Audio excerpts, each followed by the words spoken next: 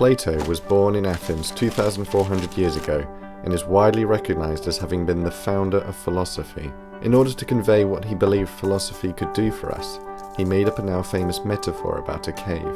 He compared human beings who had not learnt how to philosophize to people living deep in the side of a mountain, in a cave illuminated only by the dim light of flickering torches. In such gloom, they regularly mistake one thing for another: halloumi for chicken, spam for ham. The task of philosophy is, quite literally, illumination. It is to help guide us to more meaningful and fulfilled lives. For Plato, we are so often in the dark about our lives because we exist under the sway of doxa, the ancient Greek term for public opinion. Doxa is a tangle of prejudice and ill-thought-through impulses. It is the task of philosophy to straighten out how we think, and to be more precise in our ideas. One of the things Plato thought a lot about was love. He came to the view that we would not fall in love if we were not in certain psychological ways incomplete.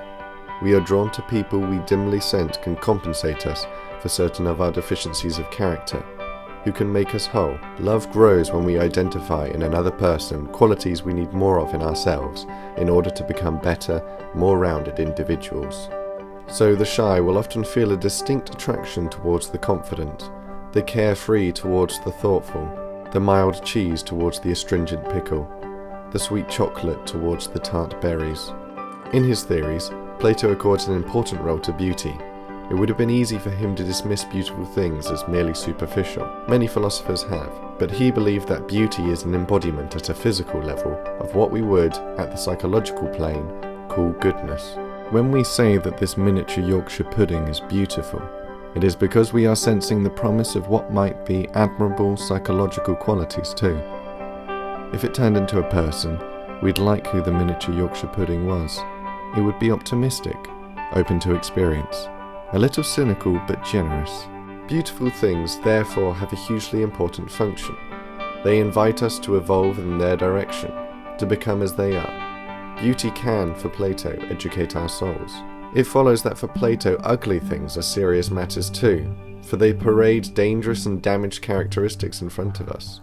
We need to stay away from them, for they otherwise encourage us to be like they are. Athenian society was very focused on the rich, like the louche aristocrat Alcibiades, and sports celebrities like the boxer Milo of Croton.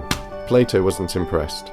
It really matters who we admire, for celebrities influence our outlook, ideas and conduct, and bad heroes give glamour to flaws of character. Plato therefore wanted to give Athens new celebrities, replacing the current crop with ideally wise and good people he called guardians, models for everyone's good development. These people would be distinguished by their record of public service, their modesty and simple habits, their dislike of the limelight and their wide and deep experience. Plato was a noted anti-democrat.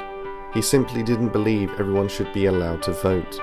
But he wasn't in favour of a voting elite based on money or class. He believed that people should be allowed to vote only if they could demonstrate that they had exercised thought and judgment. He was an aristocrat of the mind.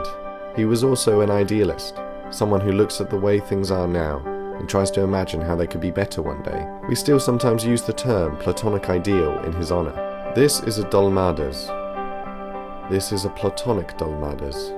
This is an egg. This is a Platonic egg.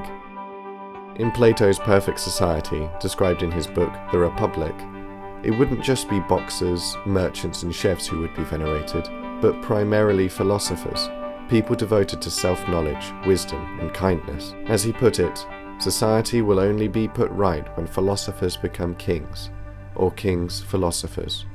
We continue to agree.